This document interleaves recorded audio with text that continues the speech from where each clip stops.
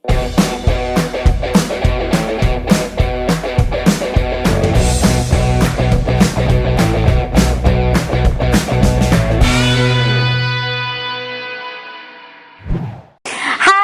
to Vina Talk, ngobrolin duit bareng Halo Vina. Sekarang bareng sama aku, Echa, di segmen Kepo Abis. Ini segmen baru di Halo Vina yang bakal kupas tuntas tentang biaya-biaya apa aja sih yang keluar dari life plan yang kamu punya. Nah, untuk episode 1 kita akan ngebahas tentang biaya dari kehamilan sampai melahirkan. Dan teman-teman juga bisa mendapatkan sharing-sharing langsung dari narasumber kita hari ini. Yuk kenalin dulu narasumber hari ini yang bakal sharing-sharing sama teman-teman tentang biaya apa aja sih yang bakal keluar dari mulai kehamilan sampai persalinan. Itu ada Teh Mirna. Haha. Pernah lihat nggak siapa? Tentu belum. Belum pernah masuk ke Halo Vina. Mungkin boleh diperkenalkan sedikit siapa sih Teh Mirna ini? Umurnya apa? Umurnya berapa? Dan kenapa sih bisa kita undang nih di segmen kali ini? Waduh. Halo semuanya, kenalkan nama saya Mirna, usia saya 33 tahun, bekerja sebagai People and Culture Manager di Halo Vina. Oke. Kenapa diundang ya? Karena ngomongin tentang biaya kehamilan dan persalinan. Oke. Yang sejatinya aku adalah seorang ibu dari 2 anak. Oke, sudah punya 2 anak. Jadi sekarang paket komplit nih, teman-teman bisa tahu biaya apa aja yang terjadi atau timbul pada saat mulai kehamilan sampai melahirkan. Plus juga tahu biaya gapnya itu dari tahun berapa sampai tahun berapa tuh ada berapa kenaikan sih, ada berapa banyak inflasinya dan lain-lain. Gitu. Nah, mungkin sekarang bisa kita ngobrol-ngobrol dikit nih. Biar lemas. Jadi anaknya tuh sekarang berapa tahun sih, Mbak? Yang pertama udah 4 tahun karena lahir tahun 2016. Kemudian yang kedua ini 14 bulan karena lahirnya Desember 2018. Oke, berarti gapnya itu sekitar 2,5 tahun lah ya? Ya. Antara anak satu sama anak kedua. Hampir ya 2,5 tahun, betul. 2,5 tahun. Nah itu dari kedua anak itu kelihatan banget nggak sih ada biaya yang signifikan naik dari anak pertama kedua? Nah ini sih yang menarik sebetulnya sih Cak, karena ternyata yang disangka biayanya akan naik di tahun 2018 tapi ternyata tidak. Malah turun? Oh iya? Kok bisa sih? Nah ini asumsiku sih sebenarnya ya Ca dan teman-teman juga. Jadi waktu 2016 mungkin sebetulnya dari sisi rumah sakitnya itu dia belum punya banyak kompetitor. Sehingga ibaratnya dia masih bisa memberikan biaya yang cukup kompetitif dan mahal gitu ya ketika kita mau bersalin di rumah sakit tersebut.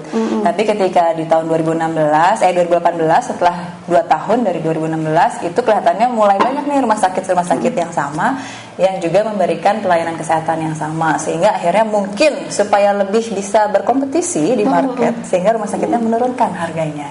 Meskipun Cak tetap mahal sih. Ya biaya kebayang ya 9 bulan kita harus terus-terusan mungkin tiap minggu atau tiap bulan ya ada biaya yang pasti keluar untuk saat kehamilan plus ngelahirin. Kan ngelahirin doang aja udah mahal ya. Iya, setuju. Setuju. Nah, kalau misalnya yang dirasakan sendiri kalau selama ini biaya yang keluar itu range-nya berapa sih setiap bulan? Pas kehamilan ini. Nah, kalau misalnya kita urutkan ya kejadiannya dari kehamilan itu biasanya ketika kita tahu kita sudah positif, hal yang pertama kita harus keluarkan untuk biayanya adalah cek lab. I see. Cek lab dulu, misalnya cek labnya itu bisa untuk mengetes apakah kita betul-betul positif. Dari tes urin atau tes darah itu biayanya kisarannya mungkin sekitar 200.000 sampai 300.000 per bulan. Atau pertama ya? Per tes pertama. Karena biasanya ketika kita sudah tahu positif dengan misalnya menggunakan tes pack, ketika kita akan ke dokter kandungan, biasanya dokter kandungan juga akan meminta kita untuk tes lab dulu biasanya. Karena kalau dari segi akurasi tes pack itu berapa persen ya? Kan kadang suka beda ya, kita beda tes pack, beda ini gitu, beda hasil gitu. Makanya tes packnya harus coba beberapa merek biasanya sekali. Biasanya tok gitu ya. Banyak. Ya kemudian baru biasanya untuk lebih mengkonfirmasi kehamilan kita harus ke dokter obgyn. Lalu dari obgyn nanti dia akan mengarahkan kita untuk lab. Setelah itu biasanya ketika kita sudah hamil yang harus kita keluarkan biayanya adalah biaya ke dokter tentunya, ke dokter kandungan atau dokter obgyn itu. Kebetulan kemarin hamil itu di Jakarta, jadi kisaran harga dokter per pertemuan itu sekitar 300 sampai 400 per kali pertemuan per dokter. Itu USG berarti ya? Itu dokternya saja. Dokternya doang? Mohon maaf. Kemudian waduh, terus itu baru biaya dokter, biaya jasa dokter biasanya. Kemudian karena kita sedang hamil, biasanya ada USG. USG ini pun ada macam-macam ya, ada yang 2D, ada yang transvaginal, ada yang 3D, ada yang 4D gitu ya. Nah, ini macam-macam 3D, 4D gitu ya. Itu pun biayanya beda-beda, tapi kurang lebih rata-rata sekitar 250.000. Oh, berarti tadi yang 300-400 plus 250.000 ya sekali pertemuan, dan ditambah kalau misalnya memang ada tindakan tertentu, perlu ada misalnya apalah kapas atau alkohol swab atau apapun, itu ada lagi sih. Kecil-kecil tapi kalau dihitung banyak ya? Banyak. Itu sekali pertemuan aja sih, Cak, baru di sisi kehamilan. Biasanya setelah kita ke dokter biasanya memberikan kita resep. Resepnya itu lebih ke suplemen supaya hamil kita itu sehat. Biasanya kita dikasih 2 suplemen. Yang pertama itu kalsium, yang kedua adalah asam folat. Nah, biaya untuk suplemen ini kira-kira sih, Ca, sebetulnya bisa kita katakan sekitar per 3 bulan karena biasanya bentuknya tuh botolan yang bisa kita konsumsi sampai 3 bulan. Itu vitaminnya itu sekitar 450.000-an lah ya. Kalau kalsium cenderung murah, mungkin sekitar 100.000 per bulan, jadi 300.000 lah. Sih. Kalau diakumulasiin mungkin bisa sampai 1 juta per bulan ya. Untuk biaya ceknya aja dulu. Ya, bisa cek jadi SG-nya aja dulu. Lumayan ya. Belum apa-apa saya sudah keluh ini. Pas Teh Mirna waktu itu kehamilan anak pertama, mungkin kita sekarang ke anak pertama dulu ya.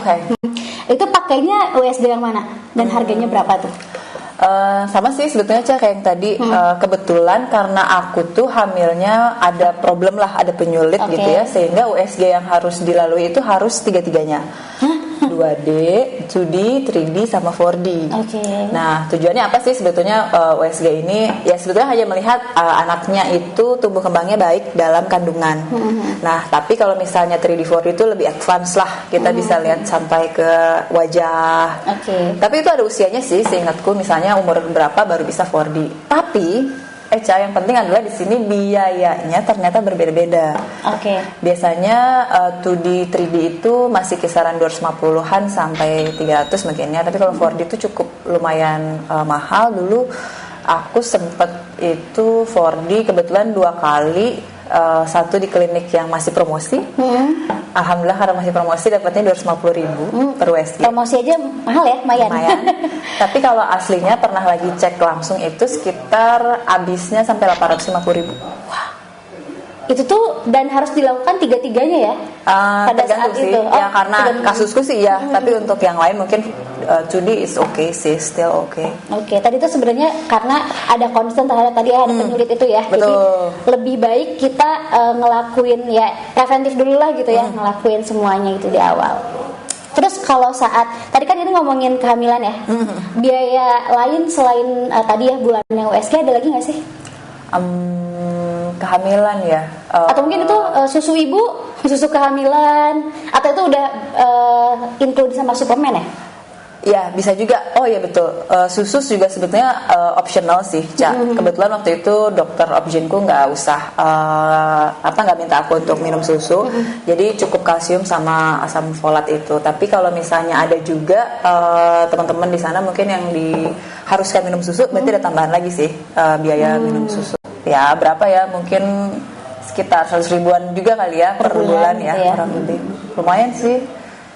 Terus mungkin kalau boleh aku tambahin juga sih, Cak, kalau misalnya teman-teman mau make sure anaknya sehat dan lain-lain dan pengen kontrol, biasanya kita ke dokter obgyn yang feto maternal. Wah, apa tuh feto maternal?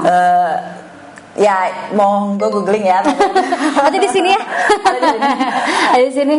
Tapi itu ya cuman make sure aja sih supaya sebetulnya anak yang sedang dalam kandungan kita itu tumbuh kembangnya baik, sehat, semuanya normal dan sebagainya. Nah itu pun lumayan sih, sekitar 800 sampai 1 juta sih sekali visit. Itu harus visit secara rutin apa enggak? Enggak, one time only. One time aja. Untuk memastikan tadi ya, cuman ini sehat atau tidak. Jadi nggak perlu tiap bulan guys. Aman. Lumayan aman. Nah terus berarti kalau dari kehamilan udah ya, tadi biaya USG yang tiap bulan yang rutin, terus mungkin tadi feto maternal, plus sama biaya susu kalau misalnya dibutuhkan. Betul. Nah, kalau ngelahirin sendiri nih, ngelahirin kayaknya lumayan ngelahirin. Ngelahirin itu ya kita biasanya bedain antara mau lahiran normal atau sesar. Nah, kebetulan pengalamanku adalah aku harus lahiran sesar karena penyulit tadi, sehingga aku harus sesar, dan waktu 2016 itu lumayan mahal biayanya. Per paket persalinan sesar itu sekitar 30 jutaan. 2016. Kebayang 20 berapa guys?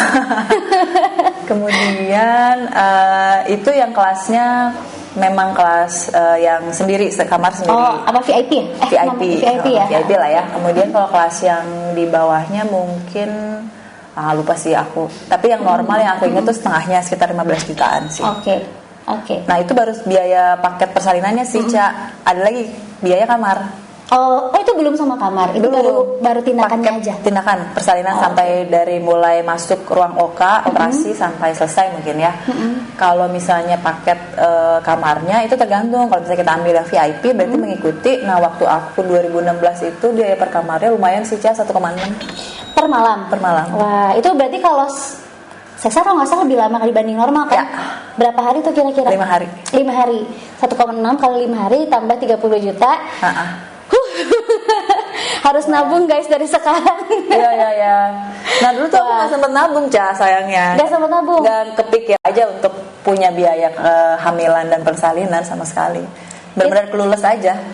Oh, jadi kayak cuman oke, aku hamil, oke, aku happy nanti mau punya anak. Tapi itu bikin depresi nggak sih ketika wah pas ketahuan harga ternyata hamil segini, segini.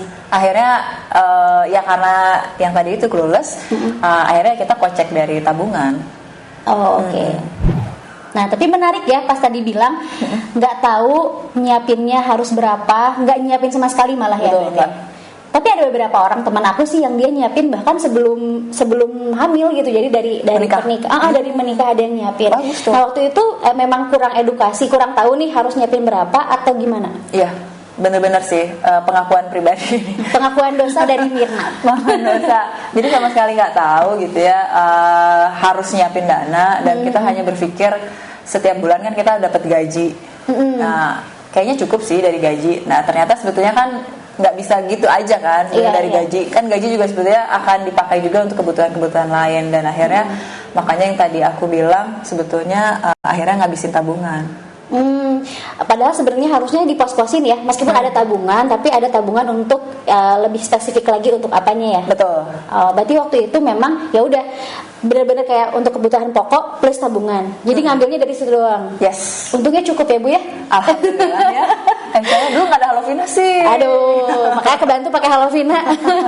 Dulu tuh sebenarnya kalau misalnya dihitung-hitung, berarti kan banyak banget ya, hampir 50 jutaan. Mungkin ya dengan biaya-biaya lainnya. Nah, pas anak kedua itu udah mulai rencanain belum sih? Kan mungkin anak pertama kayak masih ya percobaan, terus ternyata wah shocking juga nih biayanya banyak. Pas anak kedua udah mulai? Anak kedua harusnya kan lebih terencana karena kan sudah ada pengalaman dari anak pertama. Tapi ketika anak kedua alhamdulillah lagi dapat rezeki lagi. Sebetulnya anak pertama pun dapat rezeki dari asuransi suami. Jadi sebetulnya kita tidak perlu membayarkan sebesar tadi lah gitu ya. Hanya berapa persennya. Hanya tapi cukup menguras kocek juga. Nah, yang anak kedua kebetulan dari sejak mulai hamil hingga akhirnya kita mau menuju rencana untuk persalinan itu semuanya di cover sama kantor suami. Jadi sama-sama di cover. Alhamdulillah ya.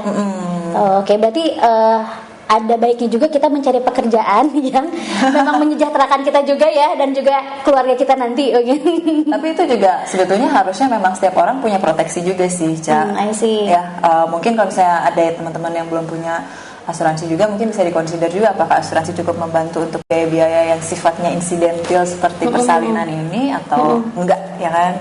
Kalau misalnya nih ada beberapa teman-teman yang saya nggak pakai asuransi tapi saya punya BPJS. Itu pada saat Mbak Mirna atau Mirna ini hamil dan juga ngelahirin pakai BPJS juga nggak? Sempat nggak? Enggak ya, karena udah di cover semua pakai asuransi. Oke. Berarti kalau kita bilang BPJS itu perlu, asuransi juga lebih perlu lagi ya untuk cover sesuatu yang tidak di cover oleh BPJS. Sebenarnya BPJS pun kalau nggak salah mengcover deh, mengcover persalinan tapi sesuai dengan kelas BPJS yang kita miliki aja. Oh, I see, beda-beda ya. Jadi mungkin ada yang dapatnya kelas 2 ya di kelas 2, kelas 1 ya kelas 1. Oke, berarti paling biaya yang ditambahkan adalah ketika kelas kita sekian, terus kalau kita mau naik kelas, berarti itu biaya gapnya ya yang harus disiapin.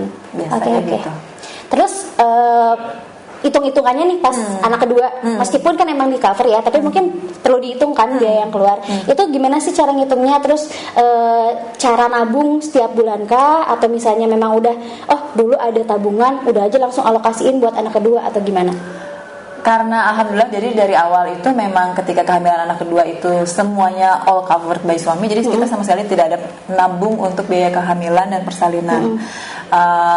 Tapi kita tetap mulai mengetahui sih setiap pengeluaran apa aja yang kita keluarkan untuk kehamilan kedua. Ya sama sih kurang lebih USG, kemudian apa tadi suplemen, biaya dokter, kemudian yang menarik adalah sebetulnya dari kasusku ini, tadi kan aku cerita juga sebetulnya aku tuh hamil dengan penyulit. Oke, penyulit. Nah, penyulitnya itu adalah sebetulnya jadi darahku itu menjadi kental ketika aku hamil. Kayak kasus salah satu artis ya ada. Betul. Ini jadi mengakibatkan sebetulnya ada terapi yang lebih lanjut dari kehamilan yang standar. Sehingga waktu itu tuh aku harus diberikan terapi obat pengencer darah yang secara oral diminum, obat seperti biasa, dan juga melalui injeksi atau suntikan. Nah, ini sebetulnya menjadi biaya tambahan juga atas kehamilan normal dari orang biasanya kan. Nah, waktu itu kebetulan suntiknya itu harus setiap hari, Alhamdulillah ya, setiap hari. Sendiri dilakuinnya?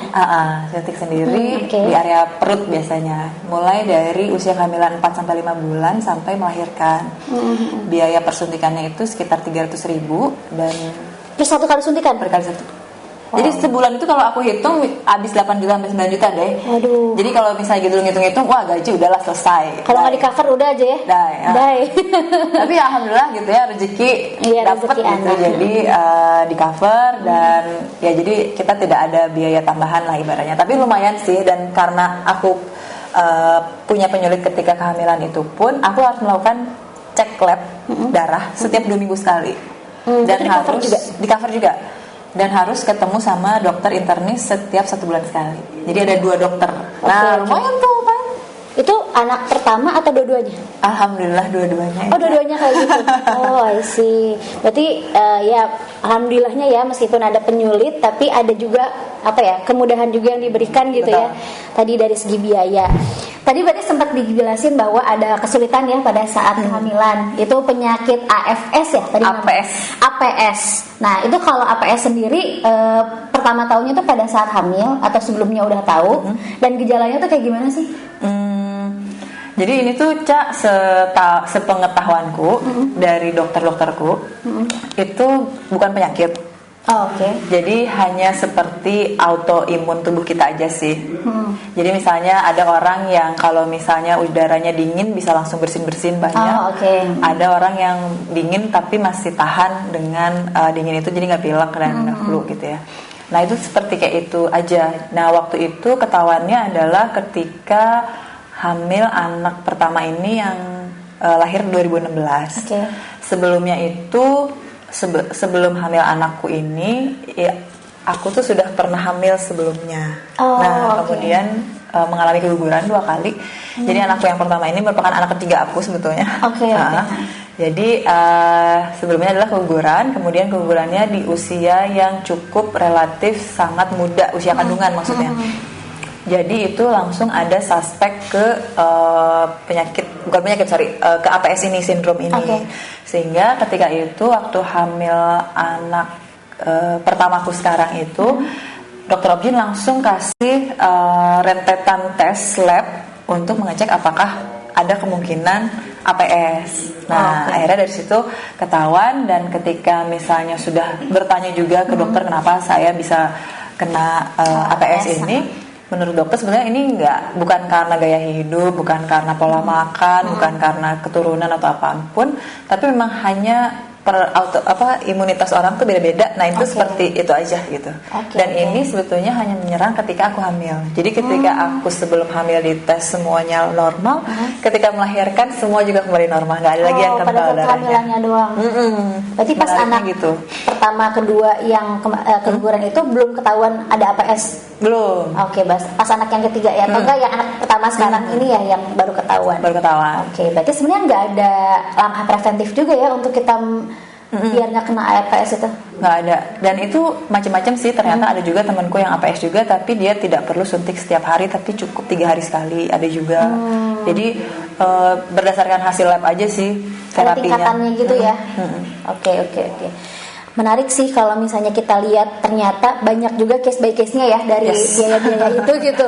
Gak semua orang kita bisa pukul rata biayanya itu doang gitu. Tapi at least di sini harapannya teman-teman juga bisa tahu ya, bisa terbuka juga bahwa kita selain tadi nyiapin biaya-biaya yang sudah disebutkan oleh Teh Mirna, tapi kita juga harus menyiapkan biaya darurat atau biaya lain-lain ya yang bisa keluar tanpa kita planning dulu, kita sadari dulu gitu. Nah, tadi udah kita ngobrolin nih biaya kehamilan, terus biaya persalinan, plus detail-detailnya. Nah, pasti kan setelah melahirkan, terus ada nih biaya lagi. Jadi tidak berhenti gitu. Nah, itu boleh nggak sih highlight dikit biaya apa aja yang keluar? Nah, kalau ini lebih seneng karena kan anaknya udah lahir ya. Jadi ketika kita mengeluarkan biaya untuk anak ini tuh ada bawaan happy gitu, moodnya juga seneng. Nah, biasanya ketika anak kita mau lahir, sebelum ke rumah sakit memang ada persiapan.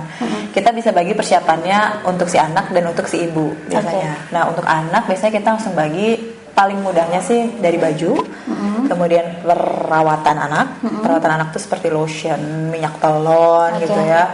Kemudian perlengkapan mandi, shampoo, sabun gitu ya. Terus setelah itu perlengkapan mandi, perlengkapan tidur, piyama, kemudian baju hangat, bantal dan lain-lain. Topi gitu-gitu ya, topi, sampai ke perlengkapan yang sifatnya lebih besar seperti misalnya susu. Kalau misalnya kita memang berniat untuk memberikan ASIP, air susu ibu simpanan, itu juga bisa kita kasih dengan botol dot, berarti harus ada itu. Kemudian kita harus juga mulai memikirkan furniture bayi seperti tempat tidur bayi lah, kemudian kasurnya lah, kemudian yang lain-lain, bouncernya lah, terus nah itu lumayan mahal, strollernya. Ya lumayan ya, banyak. Tapi itu sebenarnya kan kalau kita bisa milih yang kualitasnya bagus, bisa dipakai juga untuk anak selanjutnya ya. Ya betul, bahkan sekarang kan kalau misalnya kita bisa siasati, bisa juga sekarang sewa. Banyak juga sih yang memberikan penyewaan untuk perlengkapan anak-anak dari usia-usia yang bayi lah, karena kan dipakainya juga nggak terlalu lama. Nah itu juga bisa jadi opsi juga sih supaya bisa menurunkan pengeluaran atas kelahiran anak. Oke. Jadi mungkin bisa nanti episode selanjutnya ya, kalau teman-teman kepo biaya apa sih yang keluar setelah melahirkan, nanti kita bakal kupas-kupas lagi nih. Tadi kan ada sewa atau mendingan beli, dipilih nih mana yang ternyata lebih ekonomis dan yang lain-lainnya. Jadi komen di bawah kalau teman-teman mau kita ngebahas tentang biaya-biaya yang terjadi setelah kelahiran gitu ya.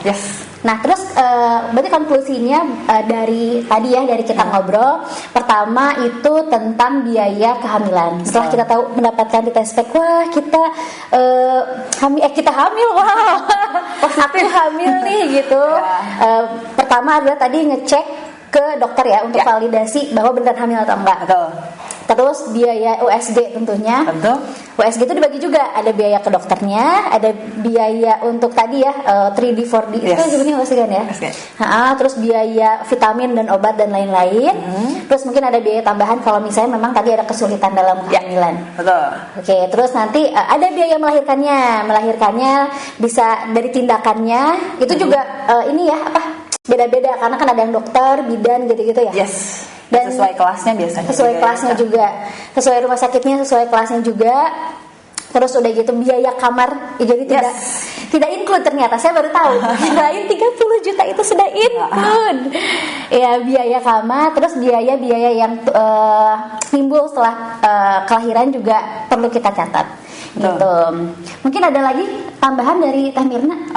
Mungkin buat teman-teman yang sedang menanti kelahiran anaknya, ya, atau sedang menanti hamil atau sudah menjadi ibu, percayalah jadi ibu itu menyenangkan karena menjadi ibu adalah the hardest job you will ever love.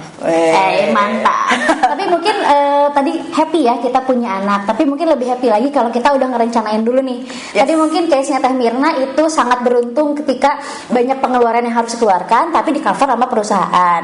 Tapi lebih baiknya kita cari worst case-nya, bahwa kita harus ngeluarin itu sendiri, jadi harus direncanakan dengan baik. Nah teman-teman, kalau misalnya mau tahu nih gimana caranya ngerencanain pernikahan atau mungkin persalinan atau mungkin ya beli rumah dan lain-lain, itu bisa banget di Halovina. Jadi teman-teman tinggal tulis aja di life plan-nya mau life plan apa, terus nanti kita bantu nih untuk ngasih rekomendasi per bulannya itu berapa yang harus di-spend, plus nanti alokasi investasinya juga kita kasih yang paling optimal gitu buat teman-teman. Jadi jangan sampai nih kita udah senang-senang hamil terus tiba-tiba cry melihat kos-kos dan biaya lainnya gitu kan. Jadi semoga video ini bermanfaat. Mungkin untuk sekarang sesinya kita cukupkan aja karena tadi udah ngalor ngidul ya, kita ngobrol udah banyak banget yang mungkin teman-teman dapat dari video ini. Kalau misalnya tadi teman-teman punya saran dan kritik atau misalnya punya rekomendasi apa sih yang mau dikupas lagi biayanya, bisa taruh di komen. Terus jangan lupa like, terus subscribe dan juga share ke teman-teman biar teman-teman kalian yang misalnya tahu nih kayaknya si dia lagi butuh gitu informasinya, bisa langsung di-share dan juga disebar sebanyak mungkin di media sosial kalian. Oke, akhir kata segitu aja. Thank you Teh Mirna udah sharing-sharing hari ini. Makasih ya, Semoga Teh Mirna juga senang ya bisa sharing pengalaman tadi tentang kosnya, pengalaman tadi tentang sakit atau kayak gimananya. Semoga bermanfaat. Terima kasih. Sampai jumpa di episode selanjutnya di segmen Kepo Abis. Jangan lupa buat teman-teman yang pengen tahu informasi lebih lanjut tentang Halovina atau edukasi keuangan, boleh banget follow kita di Instagram @halovina.id, dan juga bisa nanti ada Telegram, ada juga banyaklah media sosial kita lainnya untuk mendapatkan info terupdate. Jadi sekian untuk acara kita hari ini. Bye. Dadah.